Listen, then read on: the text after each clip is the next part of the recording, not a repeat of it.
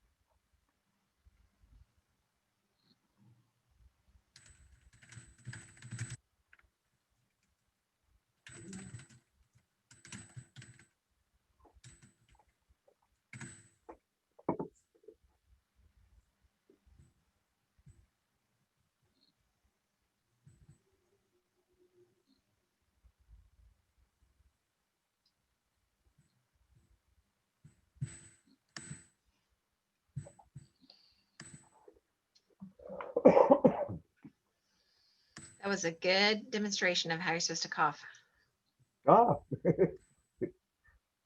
in this day and age.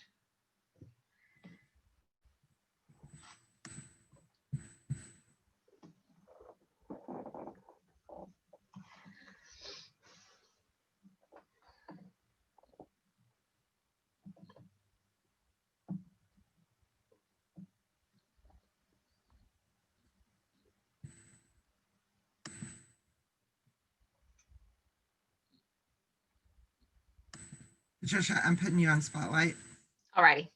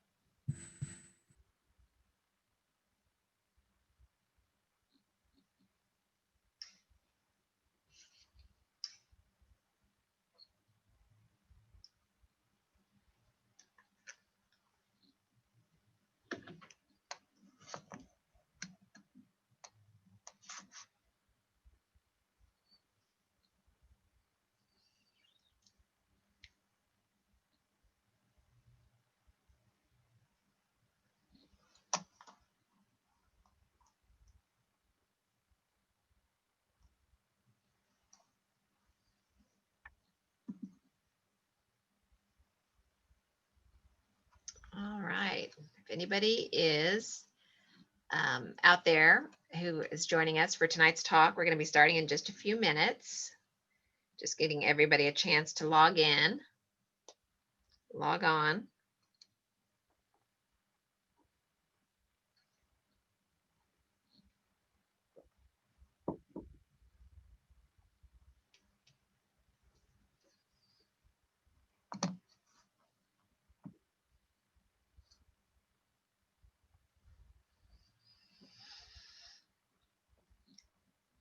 Oh, okay. I think I have 6 o'clock. Shelley, are we good to go? All righty. Good evening. Thank you all for joining us tonight for our first October 2020 preservation conversation, Little Rock Insane Asylum with Michael Hood. I'm Patricia Blick, Executive Director of the QQA. I am joined by Shelley Stormo, our QQA Membership and Activities Coordinator.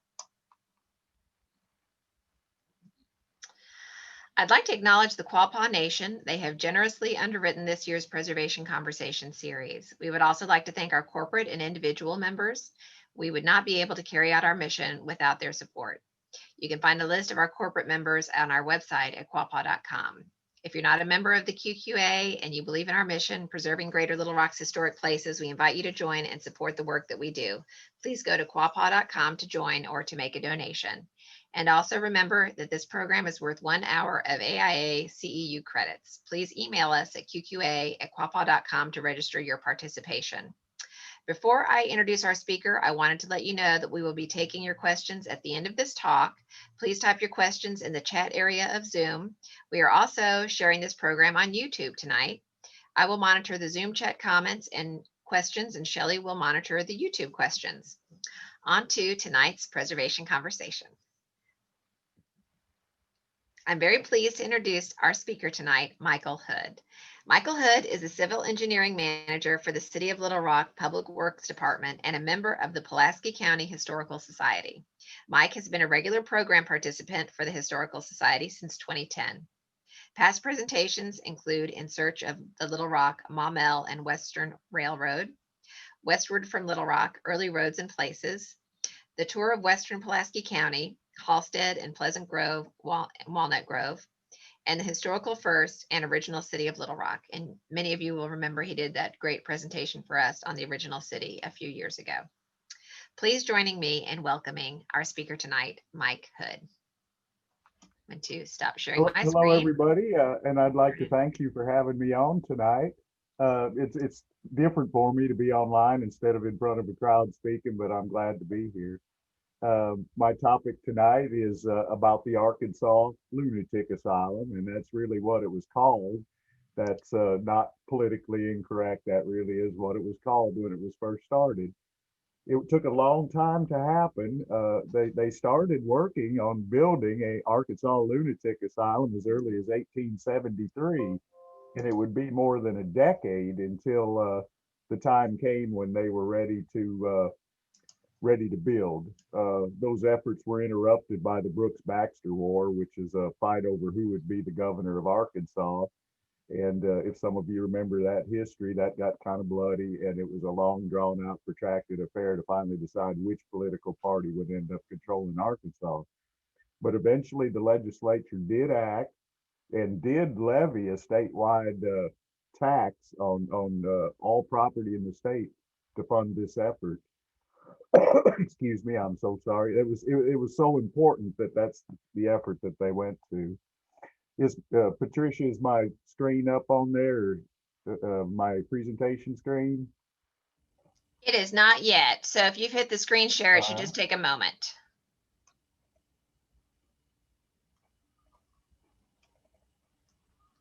There we go. Perfect. There we go. This is a shot of what the asylum first looked like when it was constructed in about 1887. And it was partly due to the efforts of our then Governor Augustus Garland, who urged that there is no class of suffering humanity that has such a large claim upon the community as this, and no charitable institution is as much needed as one for the proper treatment of these persons. And those persons, of course, referring to the mentally ill.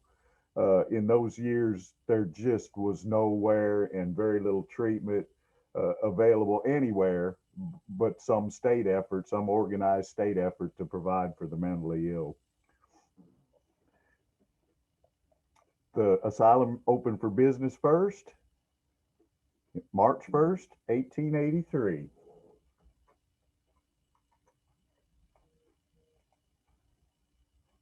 I'm having a little technical difficulty, but I'm sure we can overcome it.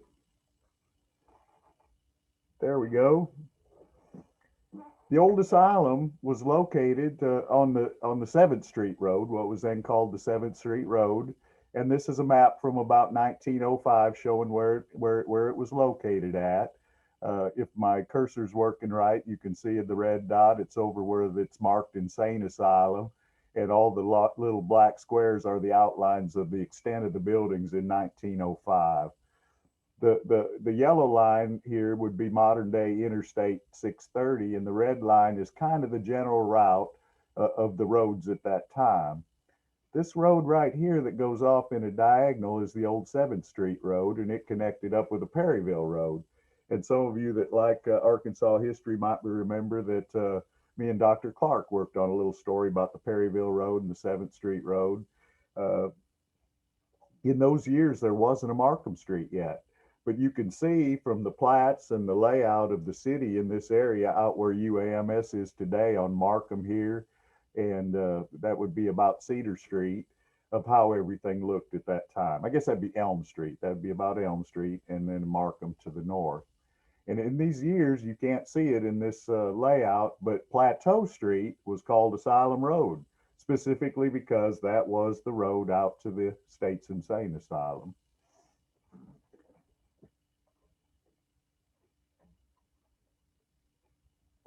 By 1910, the asylum was a very imposing presence on itself, visible for miles and miles around.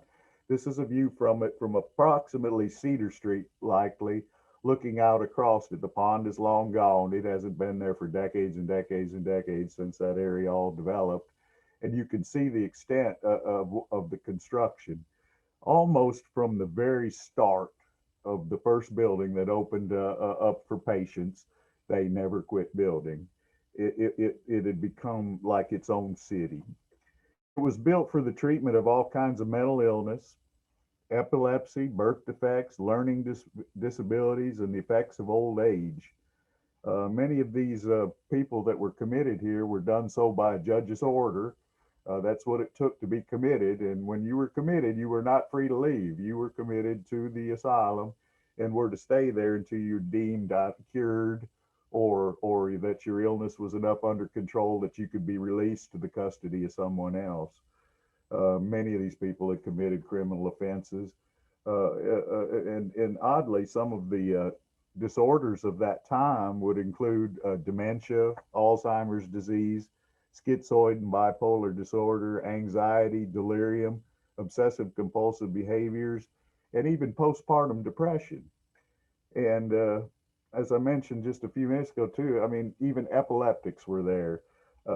People with mentally challenged, you might say, mental retardation is what it was called at the time, were also sent here. So it became a kind of place where everyone in society that really didn't have a place to go, that maybe the local sheriff or police were tired of them, they'd been causing petty crimes. Some of them were criminally insane. Sometimes, you remember the editorials in the old newspaper talk about the crazy ant in the attic. Well, I know that's a little politically incorrect to say that, but the families just couldn't care for some of these people. It was very difficult for them. There wasn't the drugs, there wasn't the techniques, there wasn't electric shock yet, although that was soon to come on as a treatment, as a therapy. So there just wasn't a lot to do. The main thing that they had at their disposal was possibly some drugs, and other researchers could probably comment on that more. But sometimes restraint and just general care was all they could provide at these kinds of institutions. It certainly, though, was in the forefront of the modern, efforts to treat the mentally ill. Many of the good doctors that presided over this were pioneers in fields along with their peers in other states. And at one time, most every state had some sort of institution like this built.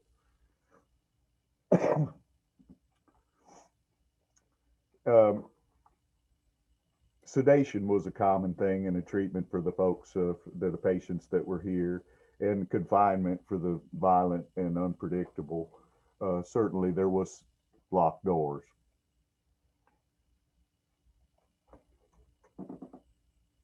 This is a postcard of the Arkansas Lunatic Asylum. It was soon renamed in some later years the State Hospital for Nervous Diseases.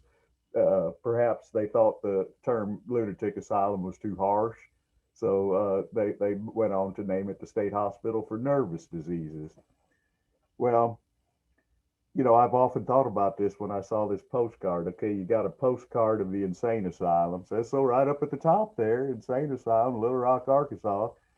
And, it's a matter for pride, I imagine, at the time. It certainly was probably the state's largest institution in that era. There was nothing bigger and more important and forceful for the care of the people that needed this type of care, or at least the parts of society that needed to be somewhere and know they have a home and someone where to care for them. But I can't help but wonder about there being a postcard. I mean, what kind of humor could there be about that? I would have written sooner except it's been a little crazy around here. What do you write on these postcards? I'd come for a visit, but it's been hard to get away. I mean, but certainly it was a matter of pride, and I imagine these cards were available for residents to purchase and to send around the state to family, and perhaps some of the folks that actually lived here. The asylum, by the time of this postcard, is very large, as you can see, and it had become like a city unto itself. I'm sorry, I got a little bit of a cough there. They tried the best they can to provide for all their needs. At this time, the main building had 4 male wards to the south, 7 female wards to the north and west of the pictures you're looking, and the north would be to your right in this photo, and you'd be looking roughly west. The facility had 2 large dining halls, kitchen, bakery, storerooms, a dance hall. There was entertainment. There was a 3-building infirmary, carpentry shops, repair shops, laundry house, ice house, cold storage. There was a boiler and power plant building. They made their own power. They had a water source, but it was poor, so they had their own water tower and underground water storage to have adequate fire protection. They had a creamery, a carriage house, a scale house, a hog barn, several farm outbuildings, and a cemetery plot. In other locations around the state in the general central Arkansas area out on Bauckham Pike, which is the road to Scott, they even operated a dairy farm with about 200 individuals. That farm, much like the old Arkansas hospital here pictured, is gone now. The dairy farm was a victim of the river changing course. The flood of 27, I believe, is what took it out, and it washed it all away. And at some point, too, they had a facility out on Rodney Parham. I'll speak about that some more. And then some years later, there was the Benton Farm, they called it. And by 1936, as many as 2,000 patients worked on that farm to grow their own food and needs and supplies for all of the state hospital facilities. This is a view of the same place, looking much different, much different. Everything's been whitewashed. The towers have been removed and painted. It has a more modern, a more clean look, but you're still looking pretty much from the same view, maybe a little more to the north than to the west. But this is how it would come to be in some years later. And this might be how some people remember it more modern times before it was demolished, I believe, in the 70s. Well, this is what it become. It was changed in 1905 to the Arkansas State Hospital for Nervous Diseases. That's when that name change occurred. And in 1933, it was changed to the Arkansas State Hospital. And it still exists, but it's just commonly referred to now as the State Hospital. And it's a division of the Behavioral Health Services of the Arkansas Department of Human Services. Now, you got to understand, most patients that were sent out to this facility remained here for the rest of their lives. Once they were committed on a judge's order, they would remain there for the rest of their lives. And the place was often overcrowded. They sent so many people here. They tried to get a control on it. The doctors that ran the place would try to get controls and changes in legislation and in the laws to restrict any local judge from just committing people to the asylum, because they were receiving so many patients that maybe clinically would not be considered mentally ill, but they otherwise certainly had special needs. The place got so full that one writer wrote of it that it was just little more than warehousing patients. The place was full. There really never was enough room at different points in its history. Construction could not keep pace. And it was always full and busy, as you can see from just 2,000 people being out at the Benton Service Center. And I don't remember the figure, but there were several thousands of people housed at this facility. As I said, most patients stayed here the rest of their lives, and at their end of their lives, they didn't always have a place to go after that. For different reasons, the family maybe didn't have the money to come and claim the body from Little Rock after there'd been a death. there was certainly a stigma associated with the mentally ill in those years, and perhaps still some today. Uh, but with that stigma, a lot of bodies went unclaimed. Well, since they were committed, involuntary commitments to the asylum, they were wards of the state, and the ward had to provide for them not only in their life but also in their death. Almost immediately after the first asylum was opened, they began burying the dead on the grounds there at the asylum.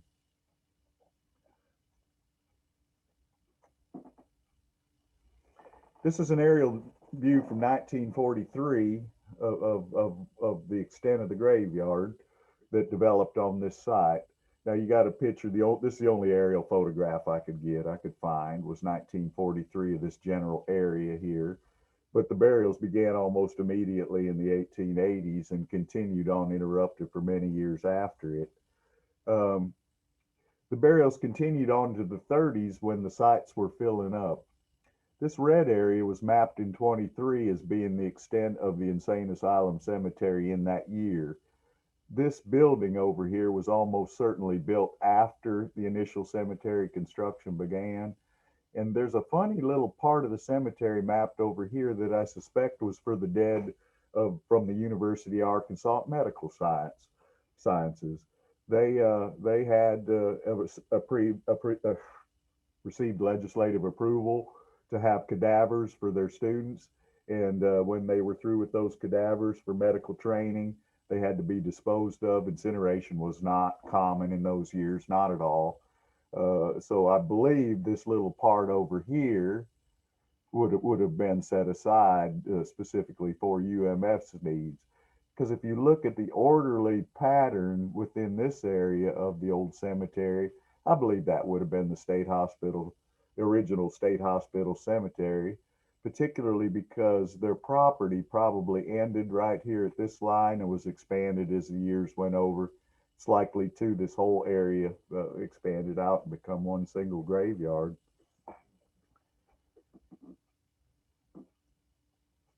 In 38, a decision was, well, even before 38, in the 30s, this area was filling up, and alarmingly so.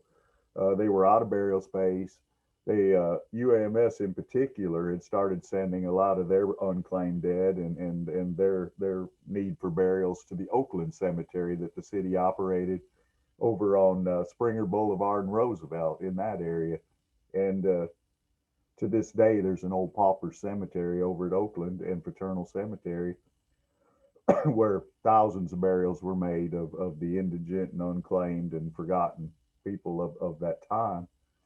I thought it was a very interesting reuse of land, that land of the pauper cemetery was sold to the National Cemetery, who built the land up 6 feet, and now the veterans of our wars are buried in that same area. So I thought that was an interesting, I don't know, reuse of real estate, if you might say.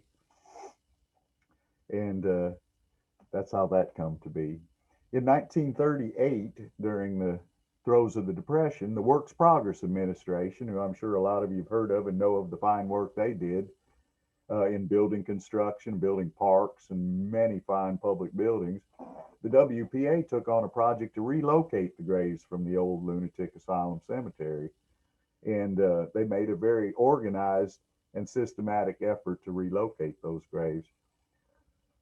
Nobody knows for sure exactly how many graves were there, but I would say in my research, probably about 1,200 graves were removed by the WPA from this site. All the researchers that have written about it or recorded information on it are pretty certain that that wasn't everybody, but that probably was the organized, formal area of the original asylum.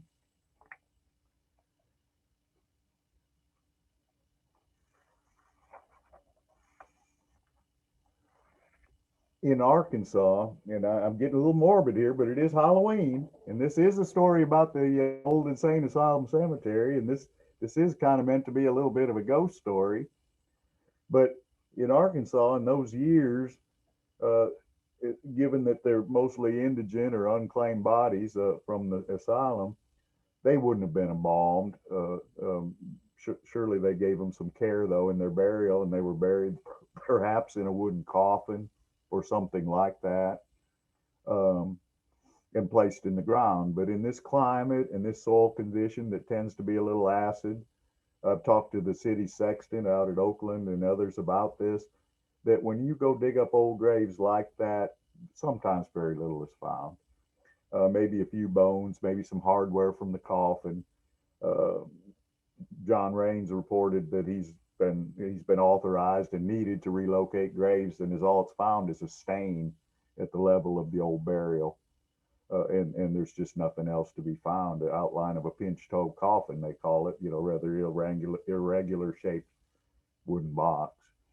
Well, the WPA undertook that perhaps gruesome task to relocate those bodies and moved them to a new cemetery that was set aside out off Rodney Parham.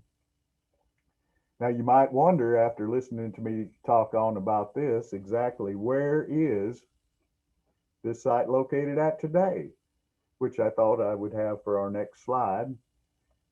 Over here is the state health department, and here's our main entrances of the health department.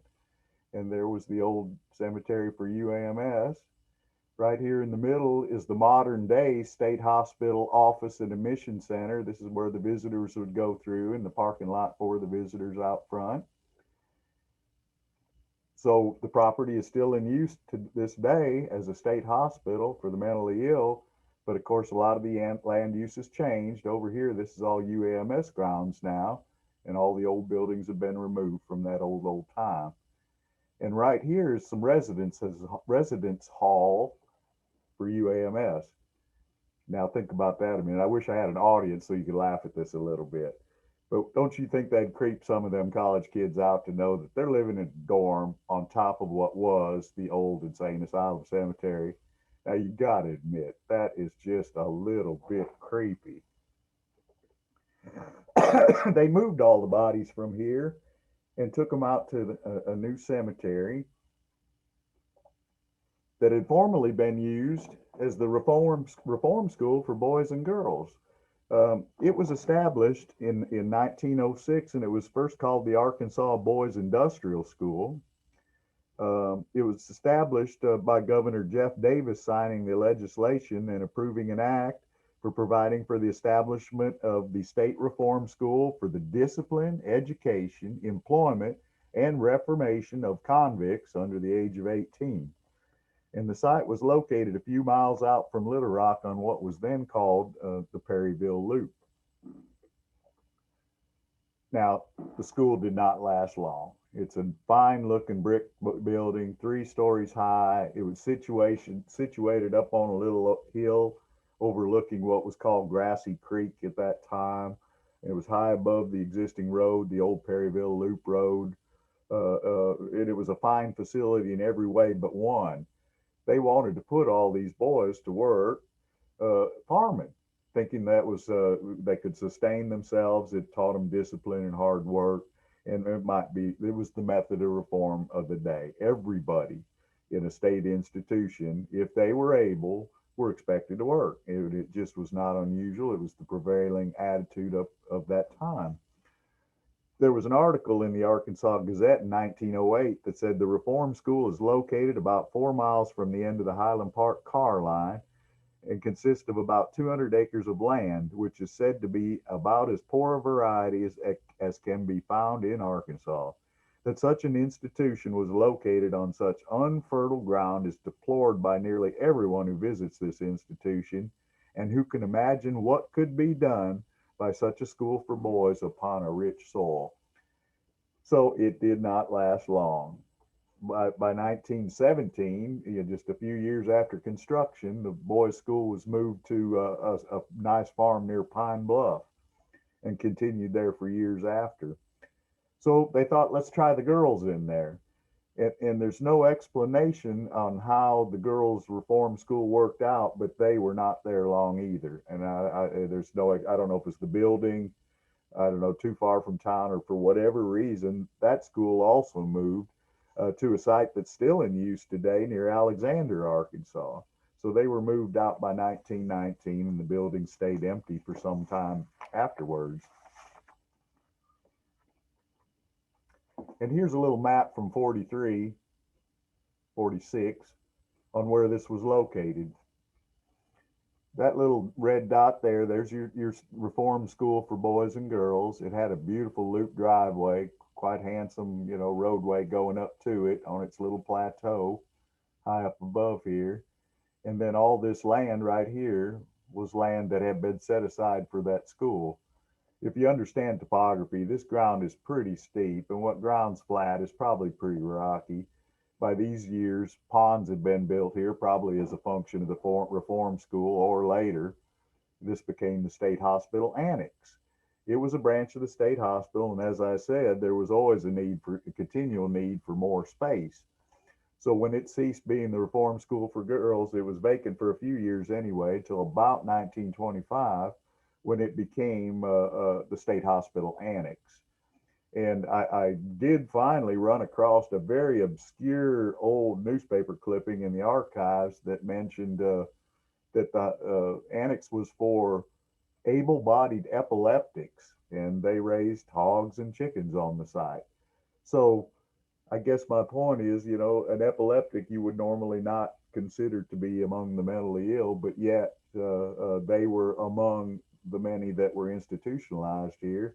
And the epileptics, whatever seizure disorder they might suffer from, were put to work on the farm.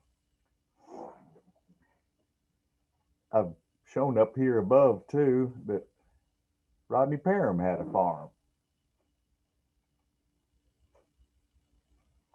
I hear disc jockeys on morning radio sometimes, especially on sports talk, every now and then say, "I want to know who Rodney Parham was." Well, there you go.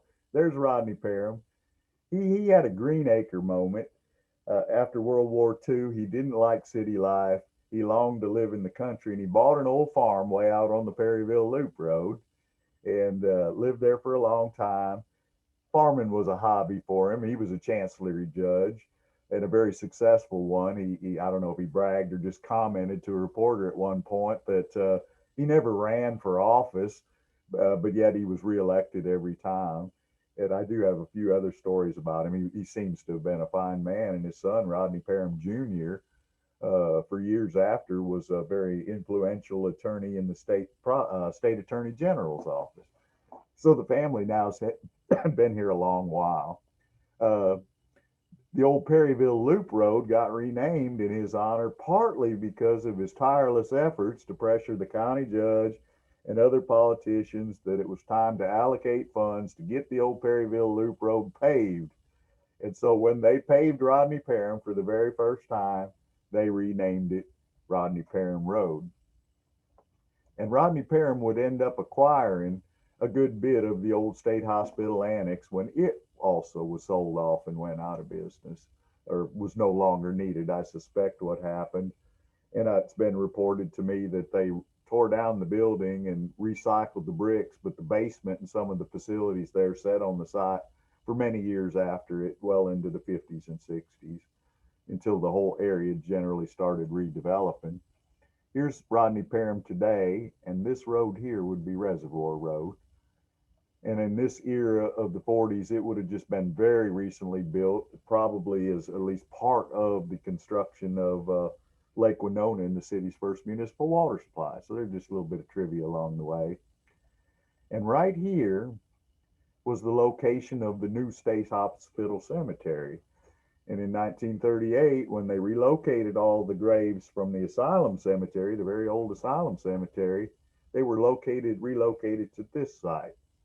And this was a portion of that old reform school. It was a very small portion. And the old road to get up to the State Hospital Cemetery come up from where Butler Park is today and made its way up the hill around the edge of what today is a subdivision, and the old road's gone now, but you can see it in the trees. You can see traces of the old road in the trees, and it comes up around what would later be a subdivision into the State Hospital Cemetery.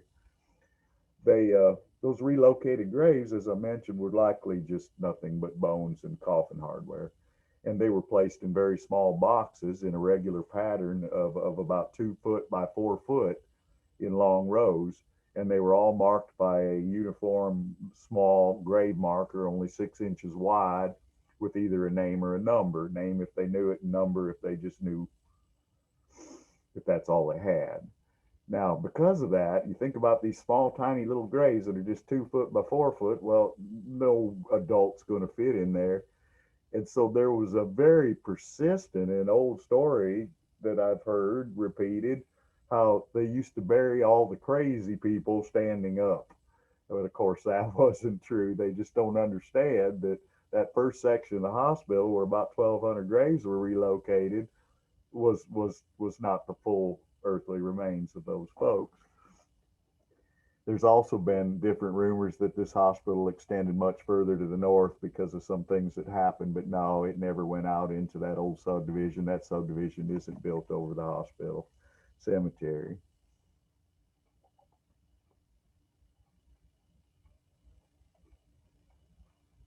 All right. It got quite large after a time. Just as the old cemetery eventually filled up, this one eventually filled up. You can see here the outline that I've got drawn in from the other map we looked at, the one right before here, has a little outline. Oh, don't point. You can't do that, Mike. Use the pointer. There you go. If you look at the shape of that and look at the shape of this, you can see that it's gotten quite full. 1960 was happened to be a year that there was a very good set of high resolution photography available, including this far out. And it's kind of odd how there would be this high resolution photography at that time. That's kind of a side story, but it is interesting. There was a bomber that crashed in Little Rock in that year. And anytime a military bomber crashes, the military department, the War Department, would send out the most advanced aerial photographic equipment they had on airplanes and fly the whole area to try to recreate and study the crash and map it and know something about it. And oddly, because of that crash, we got a set of beautiful high resolution photographs that the city of Little Rock may never have otherwise acquired or had available to it. Um, you can see in this how very regularly laid out all these cemetery lines. There's drive aisles and regular cross drive aisles, and just everything's all laid out real nice. You can see over here in this newer part of the cemetery, those are actually what you're seeing there are open graves. They would pay the grave diggers to open up some graves in advance for when they were needed. I don't suspect, I know this area right through here was likely UAMS burials. These were the folks from the medical school and the cadavers and whatever unclaimed they had. And this area toward the middle and including this area here was designated for the state hospital. I had the pleasure to have met and to have known some of the people that had firsthand knowledge of it. One is actually my neighbor. She grew up right in the area, and she remembered. I asked her, "Do you remember that? I know you grew up over that way." And she goes, "Oh, I sure do. When I was a little girl, an old panel truck had come up that old road from the Perryville Loop, come bouncing on up there, and sometimes the kids would chase after it, and the man in the truck would chase them off. But that old panel truck, was carrying the bodies of the dead, and the man had never let them hang around and run the kids off. Well, one time she was riding her pony up in the hills and in the trees up around here, and she waited in the trees until the truck had left, and she went over to see what it looked like, what was going on. Well, when she got there, there was 3 bodies wrapped in sheets, and they had just dumped them in the bottom of the grave and drove off. I guess waiting for the grave diggers' return to complete the work here at hand. But being a little girl, Linda said it just scared her to death. It was something that she had nightmares about that. She jumped on her pony and galloped home as fast as she could and never went back to this place. I just couldn't go back. It was just something that I've never forgotten, and it just left an impression on me forever. And I imagine it would on a young child. Uh, and of course, all the kids that lived out there thought it was haunted, and being children, they call it the Crazy Man Cemetery, and daring people to go up there and the like. So it certainly had its own local legend associated with it. By 1960, this was filling up, or at least they could see that it was going to fill up, and there was some need for additional building construction. The work was underway to plan the construction of Interstate 430, and that would mean that ultimately was decided that part of this cemetery anyway would be needed for construction of the interstate. My research indicates probably that red line's kind of like the edge of the highway now, the shoulder of the highway where that was eventually constructed one day. So there may or may not been burials there, but there is references that in the 60s some graves were relocated. And there's also references that the old Asylum Cemetery on Markham Street had relocations in the 60s to the Benton Service Center. So certainly they never found all the bodies, or maybe they purposefully left some of them. We may never know. One thing that's certain is nobody's ever going to for sure how many were buried or how many might still remain anywhere out here. I'm only the latest of several that have taken up the topic, and there's just not many records, and there's just so much uncertainty. But anyway, a decision was made by the 1960s. It was filling up, and it was going to be time to do something else. By 1976, ownership of this grounds had been transferred from the state hospital to the state building services, with the intention that someday something would be done and buildings would be constructed and this property would be reused. Um, there's a quote in the newspapers in March 1976 from Joe Yates, the assistant director of the state building services, reported that he'd signed a contract with Griffin, Leggett, Healy, and Roth to relocate graves from this site and make way for a coming construction project. You've got to keep in mind too of those years in 1960, 1976. Let's go back and take a look. Uh, there was not environmental laws on a federal level and not much on a local level, like we have today.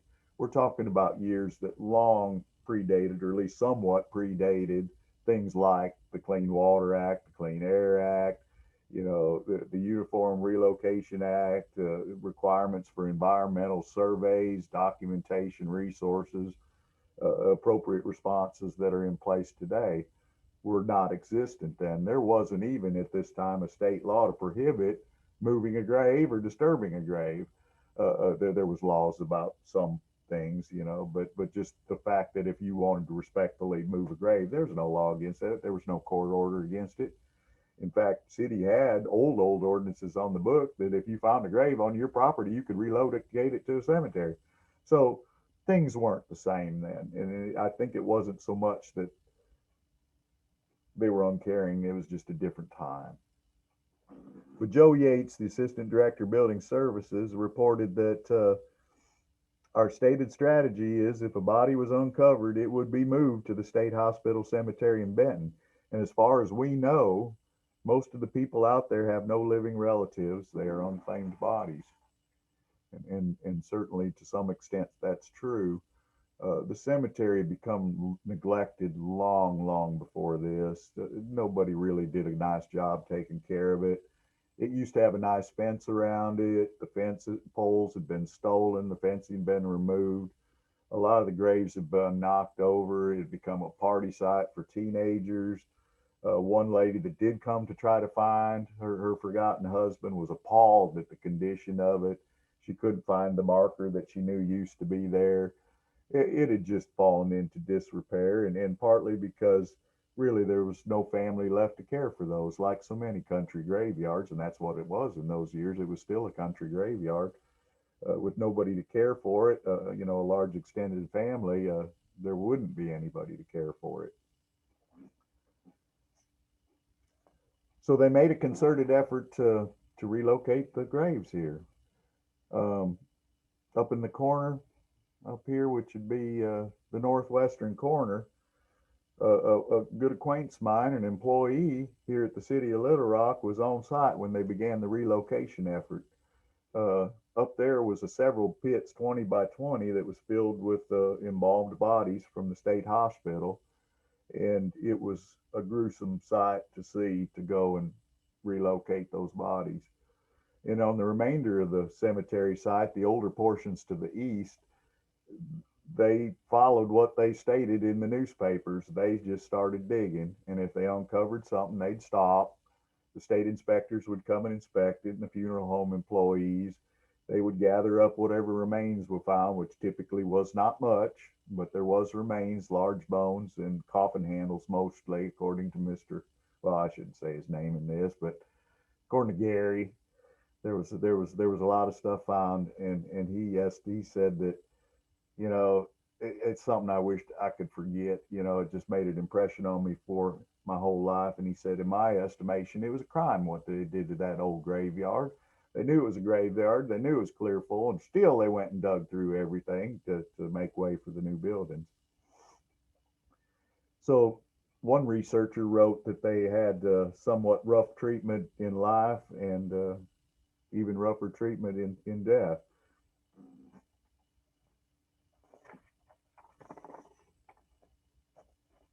Well, it's estimated that when they started work, there's 3 to 4 thousand graves on the site, and I think that's wrong. I think that's grossly underestimated. I could easily see that there could be 5,000 graves on the site if you'd go count every square and project that over large areas wherever it's disturbed and kind of look around. I think there was a lot more there, but at least that's the official estimates were published at the time, was 3 to 4 thousand graves were here. And when they were through, they estimated that there was 1,500 to 2,000 graves left on site. All those graves went to the Benton Service Center at the state hospital there, and most of them are buried in several mass graves that are fairly well documented. What's missing is they don't know who it is. They had a general idea in records where burials were made, say a name of somebody, but exactly where, without stones and markers, and being so many of what may have been the original metal markers gone, they didn't know. They made their way through that the best they could. Uh, they did, in a nod to sensitivity, and it was also a condition of the transference of the property from the state hospital to the state building services, erect a very large ornamental monument. And I was surprised when I found this. I found this whole story looking for the story of Rodney Parham, and when I was looking at Rodney Parham's map, well, that's when I noticed, well, here's a state hospital cemetery. What's that? And I went out there to look, and sure enough, there is a monument there, and it's a rather large monolith, triangular monolith with a dove at the apex of the monolith. And of course, the dove would be the universal spirit in Christianity, the Holy Spirit, and also a universal symbol of peace. And at the base of the monument, it said that there's a number of the old tombstones that were left at the time were placed in the base of this. I've also got pretty good reliable evidence that a lot of tombstones were hauled off and used for building materials, but they were just stacked up and kind of left, and then folks would carry them off is what happened. But they did a very nice memorial there, and the plaque, as you can see, what it reads, dedicated as a memorial to the mentally ill patients interred here during the period of 1882 to 1967. And of course, 1882 being a reference to the previous lunatic asylum, and 67 was when the last burial was made here on this site, and 1975 being when work, I guess that would be when the monument was dedicated, but at the same time construction was going on. I suspect that this little field that this sets in, it's a small patch of grass and trees, I don't know, maybe not more than an acre in size, was probably one of the last sites in this much larger site used for burials.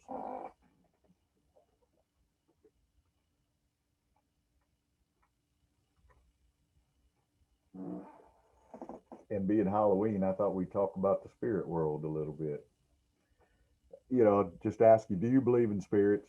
Do you believe there's a spirit world? I think you ought to. In Christian traditions, we are warned in both the Old and the New Testament that there is a spirit world out there we are to stay away from. We are to have nothing to do with. And there's several references to that. King Saul famously sought out a medium, and that was interesting because King Saul had banned all mediums from appearing or living and practicing in his realm. But yet King Saul, in a moment of grief and doubt, sought out a medium, and had the medium conjure up the prophet Samuel from the grave. He rose from the grave wearing long flowing robes and a white beard, and said, "Why do you awaken me from the grave? Why have you disturbed me?" In another story mentioned in the Bible, Jesus told of a parable of a rich man that was doomed to Hades, and he saw his old servant Lazarus living in life, and cried out to Lazarus and Abraham to come to his aid and relieve his thirst and torment. And Abraham replied to him, there's a great gulf that's been set between Hades and heaven that can never be crossed. And what you've done in your life has been set now in your death. But aside from Christian traditions, there are many other traditions in folklore and other beliefs. Uh, we celebrate Halloween as a forerunner. It's All Hallows Eve, leading up to the day of All Saints Day. Uh, it is thought that on the eve before All Saints Day, the spirit world is especially busy, and they're prone to rise and walk the earth. And all these different talisman we have, and jack-o'-lanterns, and different decorations for Halloween can be traced to symbols to ward off the evil. But those symbols, like Halloween jack-o'-lanterns, should ward off evil spirits.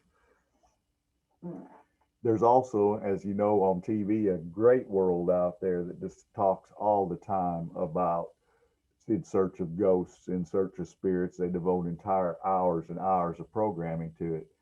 Well, I can tell if you Google it, you can find on the web references to this old state hospital cemetery and their search for finding spectral energy and spirits that still may walk the earth in this area.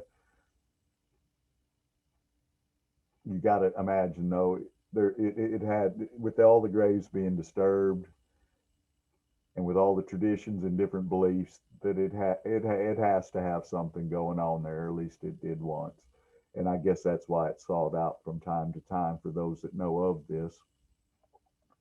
Well, you might ask, where is that old graveyard today? And I'll tell you, right across the street from the monument I just showed you is the Arkansas State Crime Laboratory at number 3 Natural Resources Drive. And if you think about it, and if you know what the State Crime Laboratory's function is, or one of its main functions, it is the largest morgue in the state, and it is the place where all the autopsies are performed on every criminal investigation case that occurs in the entire state. It is the state crime lab. So you see, that's how it came to be a real life ghost story, that the old insane asylum cemetery, the old state hospital cemetery, is the same site. The state crime lab sits on top of the old insane asylum cemetery. And that is my real life ghost story. There's your interstate highway there, state crime lab. There's the outline of the cemetery I've shown you from old maps and aerial photographs. The addition here was the second addition, and it extended at one time all the way to the edge of the freeway right away.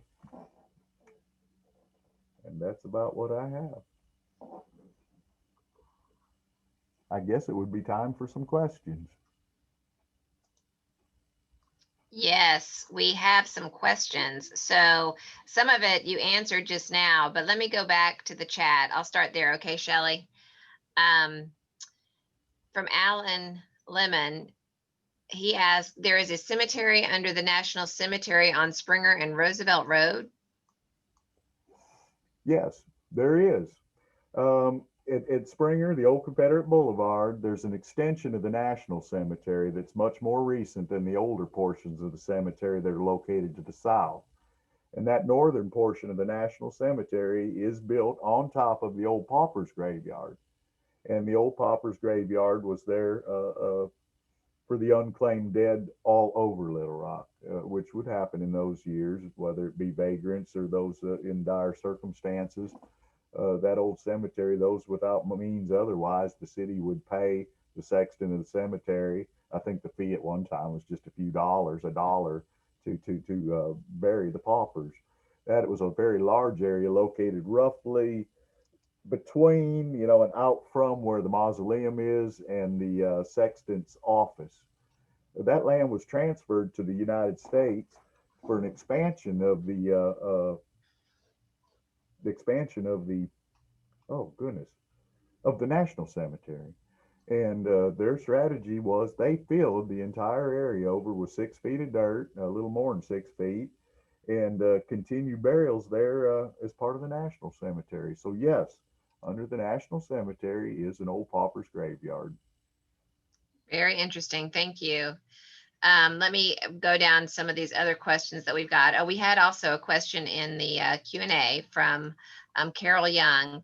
She states, in the mid 1960s, I attended Girl Scout day camp and our flagpole was in the middle of that cemetery. And I had heard that story about burying them standing up. Where is that now?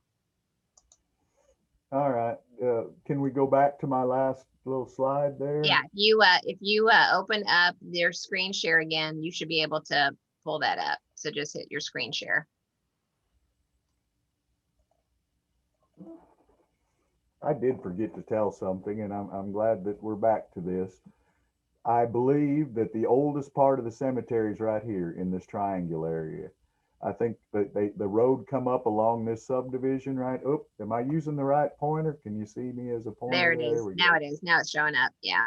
This would be the old road to the cemetery coming up from Rodney Parham, right along this hit right here, coming up from what Butler Park is today. And I believe the burial started in this area right there and continued to the west and the south. Now, if you look at how large this was, this area over here, I believe, was all UAMS property. Here's where the monument is, where all these trees are right here. And I think that's the newest part of the state hospital burials. And then this would be kind of your intermediate area. But I think those earliest small graves were right up in this area here. Now, if you look at how big this is, and remember that I said they only removed part of the thousands of graves that were here, these grassy areas here, and especially along this property line here, and all this area here where the monument is, and I would say a lot of these parking lots, including this parking lot up here, there's still graves under there that have not been disturbed. Mostly the disturbances were done where the buildings set, and they tried to leave everything else alone. And I'm certain that not all those graves were relocated. And you can see from some aerial photographs that there appears to be depressions in the earth still. They're barely visible to the naked eye, but I believe that, you know, all through this area where there's grass and everything, there is still possibly burial remains. It's been so long now, but it's still possible. Another follow along question, but I think we've answered that. It was the where was the marker? So that was the last question in the Q&A section. We did have some more questions in chat. So let me kind of just go through some of these. Really, I think just a lot of folks are kind of surprised about the monument, not realizing it was there. So there's probably going to be some folks going out to check it out here shortly. A question from Bill Wells. Do you know of Edgar Cayce, Kayce, Kai Man, who channeled the spirits? Is that anybody you've heard of before? No, I'm afraid I don't. Bill Wells and I visited today for a little while, but I'm afraid I don't. And I haven't done a lot of research into that. For those of you who know me, I'm interested in old places. And certainly this is one of those old places that caught my eye. Well, he kind of continues on with the question. He said, Sea World Receivers, Hilma off Limp. Do you know where the German bank was located downtown? Have you ever come across that? I've come across a reference of it, and I might be able to find something, but I couldn't bring it to mind right now. Well, we could probably also take a look at we have a good collection of city directories, so we also might be able to figure that out from there. Sure. He had quite a few comments in here. The property was where the Jimmy Karam's son-in-law, I think, would be at the intersection of Rodney Parham. Mrs. Blackney worked for the Federal Civil Engineering Department. Used to be a chicken farm there. Yeah. Oh, so there's a question from Brian. Is the state crime lab haunted? Have you heard any funny stories about the crime lab? Any stories with that? I don't know, but I'd like to find out. It certainly seems like there ought to be. between the history of this site and what goes on there today, that's got to be haunted in some way. Wouldn't you think, if you're going to believe in ghosts, that it would be? That's probably an area they don't really open up very much. Another question, is Oakland across from where the lumber yard was located off of Roosevelt? Oakland is located at Roosevelt and what was Confederate Boulevard, now called Springer Boulevard. If you turn left there, and this would be going towards the airport, towards Homer's restaurant down that way. If you turn left there on Springer and go up there, to your right, you will see first the National Cemetery, and to your left is the Kroger's and some other business establishments. And actually, the Kroger is still owned by the city cemetery board. That's their property producing, that's income producing property for them. And then Gotcha. if you drive up just a little bit further to the north, on the left is the old fraternal cemetery, and that was the cemetery for blacks beginning in about the turn of the century in about 1900. And then to the right is Oakland. Now, at one time, all that was called Oakland, and it was kind of split apart and rejoined back together. But Oakland there would be on Barber Street today to your right, and there's a very historic old stone entrance there to go into that grave. If you went in the old historic entrance off Barber, Springer Boulevard, and went to the east, you'd see the mausoleum and the paupers fields on your right just before you get to the mausoleum. And it's full of the white regular National Cemetery monuments now. Mhm. Another question, did the state hospital only see adults or did they see youth as well? I do not believe they had any youth. I believe it was just for adults, but they were all ages. And but I didn't see any reference to youth. We have another question in our Q&A section. Judy Nielsen, are there any records left? My great grandmother was committed there in 1906. Yes, there are records left there. And most of them I found in the state archives, which would be in One Capitol Mall behind the state capitol. I don't know what their situation is right now on visitors, but they do have a file, and it's somewhat organized, although the number of names in that file is nothing close to the newspaper references and other references in the research of how many graves were there. And there's certainly a problem. Some genealogical researchers have wondered, well, how will I ever know? And I'm afraid the answer is you won't know for sure. There is no map showing exactly where old locations of the graves were that I found. There is a reference that they were in possession of the state building services, but I believe nobody's been able to uncover anything from them, and it's not been placed in the state archive. But there's a very fine researcher, and I don't remember first name or last name, is Goff, Goeff, I believe, who made a very concerted effort to preserve a list of names of who all had been buried that they had in their old records. Um, you may get an idea. The trouble is they're either going to be in the Benton Services Center in some mass or a few individual graves, or they're going to be remembered just at this main monument here, and there's no other way to trace it. Thank you. And I do think the archives is open, but definitely make a call before you go, or they might have limited hours or special hours. So I think they're trying to deal with public inquiries. Another question, where would be Camp Grundy?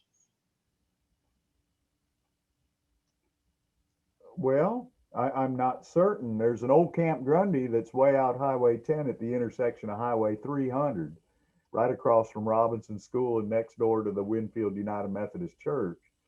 But I don't remember a reference to another Camp Grundy out here. So a little farther out. Another question about the earlier state hospital. Where exactly was the pond at the state hospital? Becca Green was curious about that. Oh, that picture I was showing would be about in the Pine Cedar area, Pine Street, Cedar Street area, in that big flat area. You can still tell from the topography today how flat it is around 6th Street, Pine, Capitol, Elm, right in that area, going maybe up, maybe as far as Capitol. That was a very large flat area, and it still to this day has some drainage problems there, and that is where that pond would be located in that old photo. Okay, so we just have a comment from Brian Minyard. The German bank will be on the city website for historic sites, so that'll help us. And then some other comments. There's a good book written by Jimmy Ward inside the Medical History Library at the Med Center. Jimmy Ward wrote an insightful book published about 1905 or 1903 about the experience. Becca also had a comment. My title abstract to my house on Pine off Markham has paperwork back to the Civil War era, and it lists my house as sitting on the state asylum farmland. I found an old horseshoe while Oh, digging up our garden years ago. Apparently, D.H. Cantrell later developed the land. The paperwork is from the 1940s, but the documentation goes back to Civil War era. So that's interesting. So Becca's house is literally on the grounds of the original hospital. well, that's fun. That's Yeah. fun news. Another comment, is there a monument down at Bauxite, the state hospital? Camp Grundy would be the YMCA, and that is a little bit further. Mr.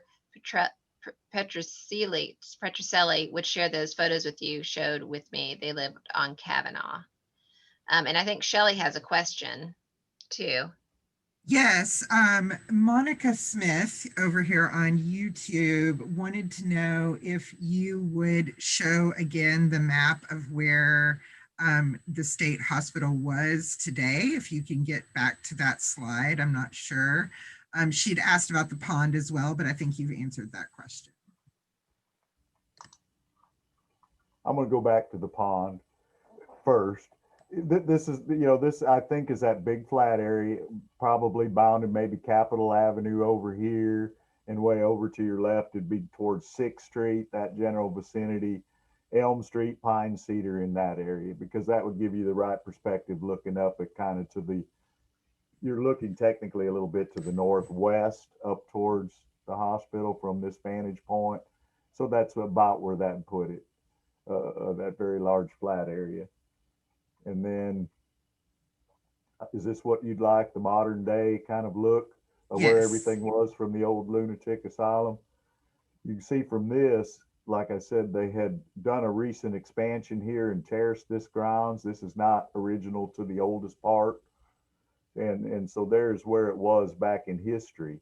And this was documented by, of all things, soil map makers, guys who went out and mapped the soil types throughout the county, were meticulous about mapping cemeteries. I guess if you're going to map soil, you're going to map cemeteries. They are some of the only references to obscure and forgotten cemeteries that exist. And if you lay that same map image down today on where everything is, there's how it lays on there. There's your residence halls for UAMS. There's the current state hospital office and visitors entrance. And over here's a portion of the state health department. And I also mentioned, I'm not so sure, this red line map dates about 1922, but it wasn't until 1930 they said it was filling up. I'm not so sure they didn't fill all that area.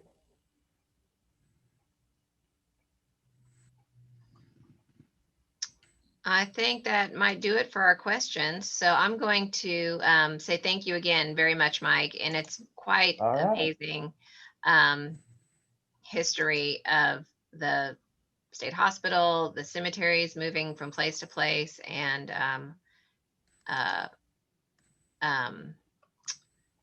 just all of the activity that took place there. I'm going to share my screen again and just have a couple little closing comments and a request to everybody.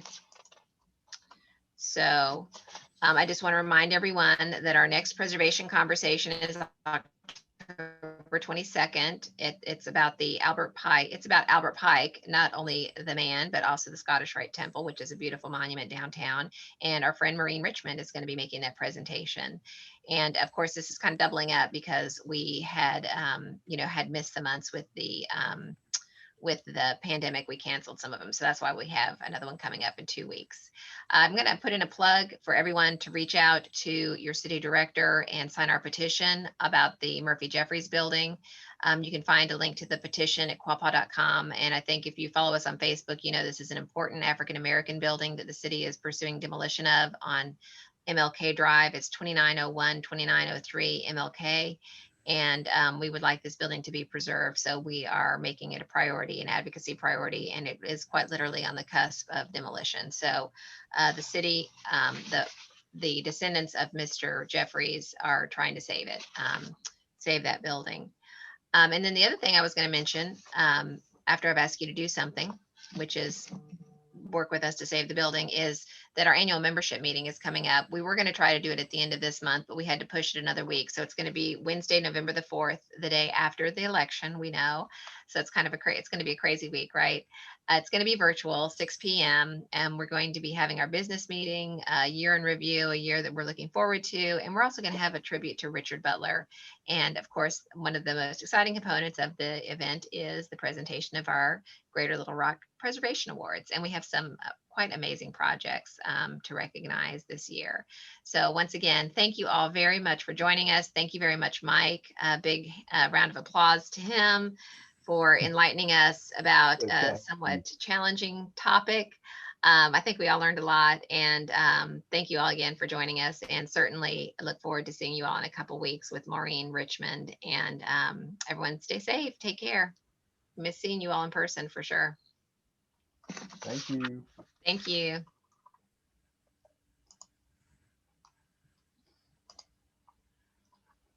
Bye-bye. Bye. We'll see ya.